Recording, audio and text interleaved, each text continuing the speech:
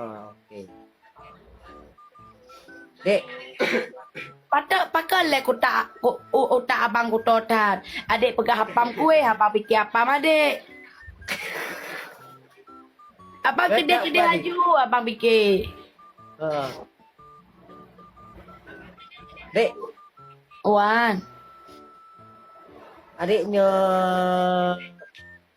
abang Hah? Ya abangku? abang dua adik je. Jut bang, ada pun tak pegat bang. Banyak tempat. Benda sangat kena sangat kedai ni pegah abang lo. Hai dek.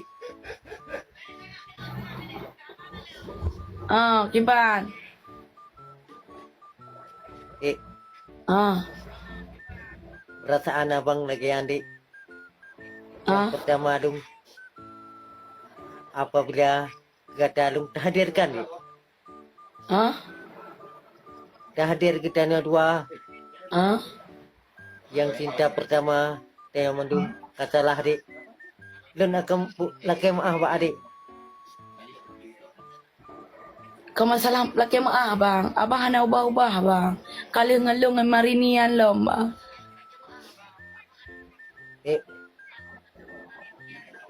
Pun dipilih lo, pun dipilih marinian bang. Pilih adikku sayang. Tapi lo ni sabi hana setia waktu lu hana left malam nak main dengan marinian. Hana kuam dong. Kuam Ada pegahana, mama ada pegahana. Malam runyan dik oh, batek peka ke. Pegah ka adik long perempuan dik. So pegah bang? Inang jawanya. Ui pegah bang?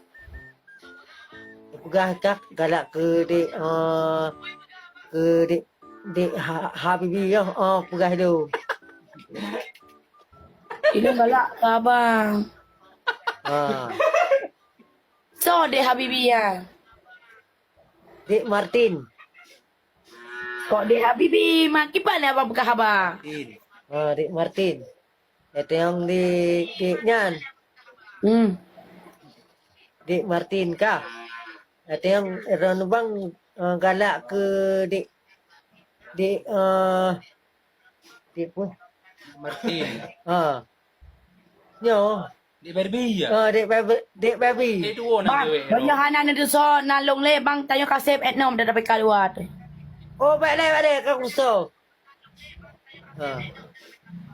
Dik Martin.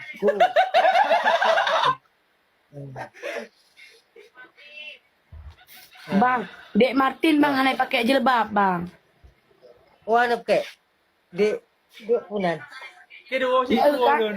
Kau ke? Nyoi lo kau pegang agam lain. Lo kau pegang agam lain. Baik. Kau gay ngon. Ye kau. Aku tahu ke. Lo kau pegang agam lain. Abengnya lo kau pegang agam lain. Lo kau pegang agam lain. Ana, lo kau pegang agam lain. Dek. Lo kau pegang agam lain lo. Kau gay.